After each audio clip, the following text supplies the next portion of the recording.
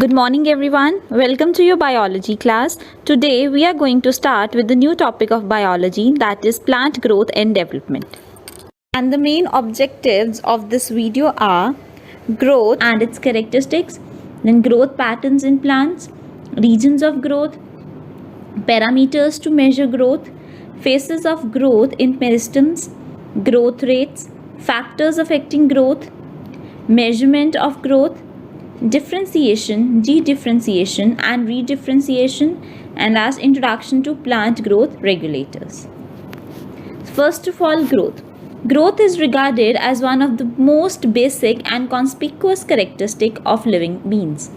Growth is an irreversible, permanent increase in mass, weight or volume in the size of an organ or its parts or an individual cell. From a single-celled zygote, the multicellular plant body is formed as a result of growth and development. Growth can also be regarded as increase in complexity. Growth and development occur together in any living organism. In plants, growth is usually confined to meristems, apical, lateral and intercalary, and brings about an increase in the number and size of cells. For this reason, growth is also said to be a quantitative phenomenon. Growth is accompanied by metabolic processes, both anabolism and catabolism. Anabolism refers to the formation of new substances, while catabolism means breaking up of molecules. These two metabolic processes occur in an organism all the time. Growth is said to have taken place when anabolism exceeds catabolism, that is, more substances are added than utilized. Growth in organisms differ from that of non-living. Living organisms show intrinsic growth, that is, growth of the body from inside or as a result of metabolic changes inside the body. It results in growth of the organs and the body as a whole. Then, characteristics of growth. First is cell division. So in plants meristem, cell division is a continuous process. The apical meristems located at the root and the shoot tip produce the cells which later differentiate into primary tissues. Cell expansion. It is an increase in the size of the cell as a result of increase in protoplasm. It brings about visible signs of growth like increase in size of the plant. Cell differentiation. It is a qualitative change that occurs in the cells in terms of the structure and function. Cells get specialized to perform specific physiological or mechanical functions.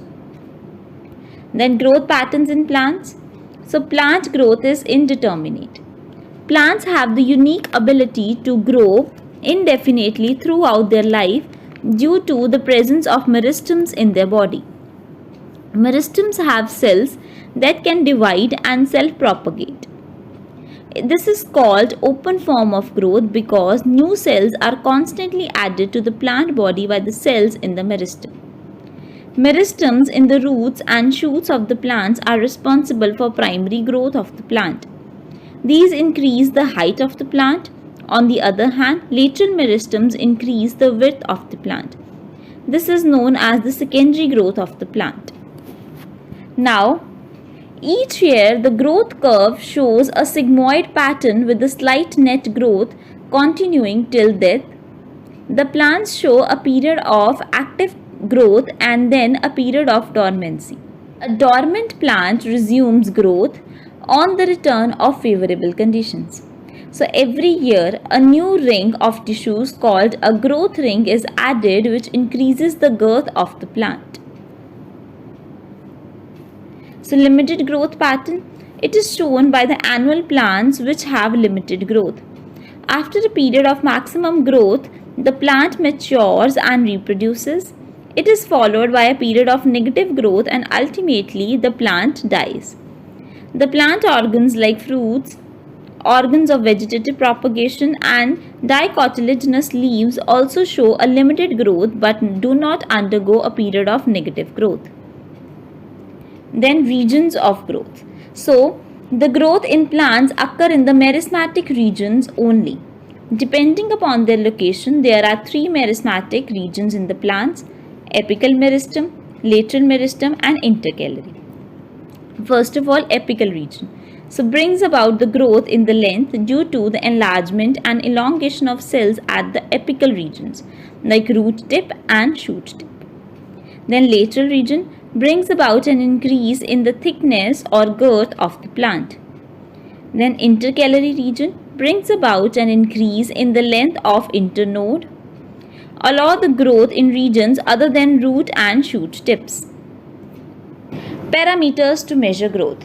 At a cellular level, growth is basically due to the increase in the amount of protoplasm.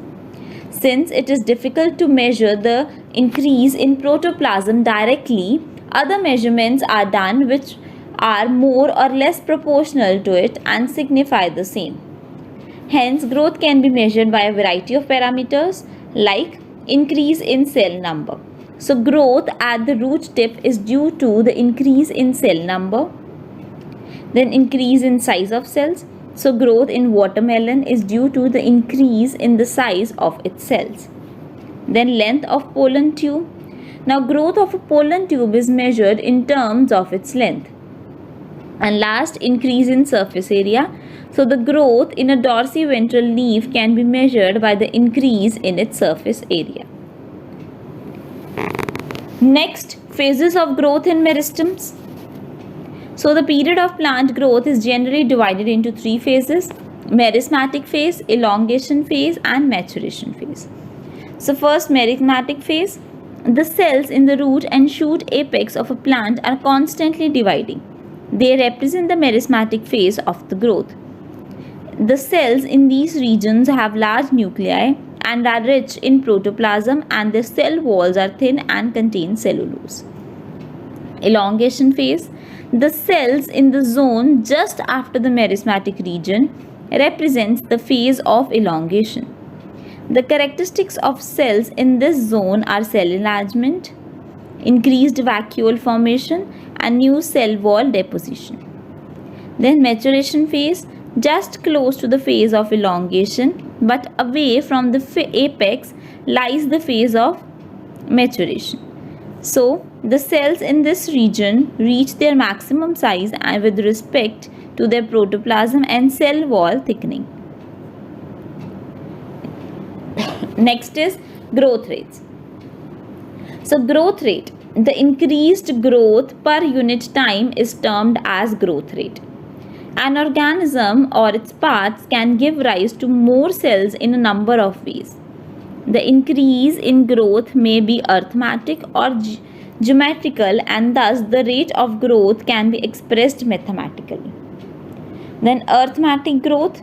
Following mitotic cell division, only one cell continues to divide while the other begins to differentiate. A simple example of this is the elongation of root at the constant rate. When you plot this increase in length against time, you will get a linear curve. Geometrical growth. So most biological systems show an initial growth phase which is slow. This is the lag phase. This phase is followed by a period of exponential growth which is called the log phase or exponential phase. Here, the following mitotic cell division, both the daughter cells continue to divide. However, due to limited nutrient supply, the growth slows down, giving rise to the stationary phase. When we plot this graph, we get a sigmoid curve or S-shaped curve as shown. This growth curve is typical for all cells, tissues, organs, and is characteristics of an organism living in a natural environment. Next, factors affecting growth of a plant. Now, there are many factors affecting the growth of a plant. First is light. So, from season to season, light varies in intensity. In the winter, the days are much shorter and therefore there is less light. During the spring, the amount of light that is available starts to increase, as does the intensity. So, the light and the temperature changes that come in the spring will stimulate the plants to break dormancy and start to grow new leaves. Sunlight that is available during the summer months will encourage fruiting and flowering. During the fall months, when the light starts to change again, many plants will begin shedding their leaves. Next is water. So water provides plants with nourishment and hydration. Water that is in the soil will break down minerals and other elements of the soil. When the plants absorb water through the roots, they will also be picking up nutrients that will travel to the cells of the plant. Humidity and water in the air can help encourage plant growth. However, providing too much water can also cause plants to die. It is important that you look up information about how much water your plants need and be sure to provide them with this amount in order to promote healthy growth. Next is temperature. So weather or temperature plays an important role in plant growth. Plants will slow down or speed up their growth rate based on the temperature. Warm temperatures encourage growth and germination. A warmer temperature will actually trigger a chemical reaction inside the cells of a plant, and this will speed up respiration, transpiration, and photosynthesis. Plant growth is faster during warmer periods and will slow down or become dormant in a cooler period. Nutrients. So there are certain nutrients that plants need in order to grow. Carbon, oxygen, and hydrogen are the three of the nutrients that plants need. They get these from water and from air. The other nutrients that the plant needs are found in the soil. If a plant lacks any nutrient, plant growth can be stunted. And there are two categories of soil nutrients needed to improve growth in a plant: micronutrients and macronutrients. Now, plants need more macronutrients than the micronutrients. Then, oxanometer. So, oxanometer, it is an equipment which is used to measure the rate of growth of a shoot length. In this instrument, a thread is tied to the growing tip of a potted plant, and at the other end, a weight is tied after the passing the thread over the pulley. A needle is attached to the center of the pulley that points on a graduated arc. The change in the length of a plant gets shown as the needle of the pulley shows the deflection that can be read on the graduated arc. Next, differentiation, dedifferentiation, and redifferentiation. So, differentiation is when the cells have stopped dividing and are beginning to mature and perform special functions. For example, to form tracheids, elongated cells that carry water in the xylem, the cells lose their protoplasm. They also develop strong elastic cell walls to carry water across long distances. Then dedifferentiation, it is a phenomena where differentiated cells that have lost their ability to divide regain the capacity to divide under specific conditions.